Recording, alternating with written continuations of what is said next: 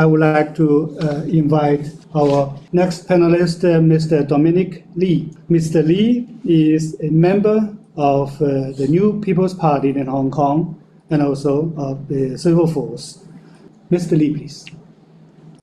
As a native Hong Konger, born and raised here in Hong Kong, today I just want to share with you what I think about this legislation and some of the results we have seen this past year. Now, 2 years ago, under foreign influence, rioters went on the street, causing damage, vandalizing railways, blocking major roads in order to force the government to answer the demands. Now, don't get me wrong. Peaceful assembly and demonstrations are most welcomed in Hong Kong, where our freedom of expression is being safeguarded by our mini constitution, the Basic Law. It only became a problem when peaceful assemblies escalated into violent ones, where average citizens who disagree with the rioters' demand were basically beaten up, were burned alive, and even stoned to death. Businesses that do not agree with the rioters have petrol bombs thrown at them. So their store got ransacked, got destroyed.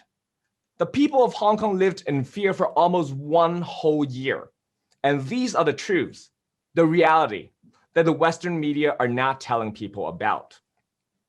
It is really not until the national security law came into force last June, after the enforcement agency is equipped with the legal basis for cracking down on those illegal activities, that our beautiful city slowly went back to its peaceful form. Citizens of Hong Kong now feel safe to go out and not have to worry about being attacked, being hijacked or burned or killed, just because you share a different political stance. And companies now today are free to conduct business without worrying that the political stance will cost them financial losses. So, as a Hong Kong citizen and as an entrepreneur, the national security law has only made our life better. When we take a look at the situation in the United States, the American government adopts a gross double standard in legislation related to national security. When the national security law was enacted in Hong Kong last year, the US took an offensive stance, with former Secretary of State Mike Pompeo saying that it has destroyed Hong Kong's autonomy, and then went ahead to impose sanctions on our officials. And yet, if you take a look at America's own legislation, you will find more than 20 pieces of law that are related to national security, including Espionage Act of 1917, the National Security Act of 1947, the Central Intelligence Agency Act of 1949, the Protect America Act of 2007, just to name a few. So why is it okay for the United States to have their own national security laws, but it's not okay for Hong Kong and China to have ours? Is it that only the United States deserves to have their country secured, but not other nations?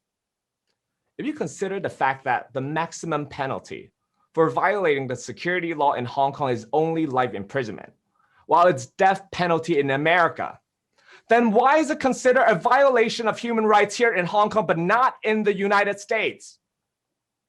And mind you that, the national security law is not the only place where the US government displays the hypocrisy. The Americans also frequently adopt double standards in treating violent protests domestically and overseas, something that our national security law intends to protect us from. Just back in 2 years ago, in 2019, when rioters stormed the legislative body of Hong Kong, causing damage and attacking the police who were completely restrained, the US House Speaker Nancy Pelosi called it a beautiful sight to behold. And yet, on January 6th of this year, when Trump supporters stormed the Capitol Hill in similar fashion, Pelosi called it an assault made on our democracy and an instigation to violence. So how can two events that are so alike of each other generate such a different response from that same person? And how can Pelosi make no comments about Americans' police brutality when the Capitol Police shot and killed a 35-year-old female protester? Her name is Ashley Babbitt, who was unarmed and doing absolutely nothing to threaten the officer at the time. Ladies and gentlemen, if this is not hypocrisy, I don't know what is. When I was studying at Rice University in Houston, Texas, in the US, right? There was this one time where Bill Clinton came on campus to make a speech.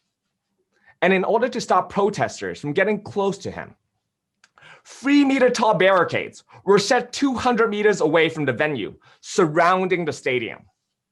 Police on horse with guns were patrolling inside the barricaded areas to make sure that no protesters could get even remotely close to Clinton. How is that for upholding the freedom of expression? And how is that for upholding the freedom to peaceful assembly? Here in Hong Kong, our police would have never done the same. In recent years, the American administration has failed in addressing some of the most important issues in their own country. The failure in combating COVID has caused over 600,000 lives to be taken away. And their failure in addressing racial discrimination has led to African Americans being killed by white police and Asian American women being assaulted randomly by Caucasian males. So why is the American government so consumed with legislation in other countries, but fail to make laws that protect minorities in their own country and eliminate racial discrimination? And why is the American government so consumed at supporting rioters overseas, but fail to address the demands of local Americans, leading to local protests like Black Lives Matter?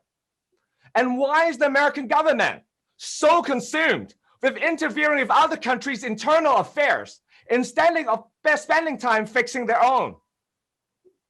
So, American politicians, please mind your own business. Look into your own problems before pointing fingers at others.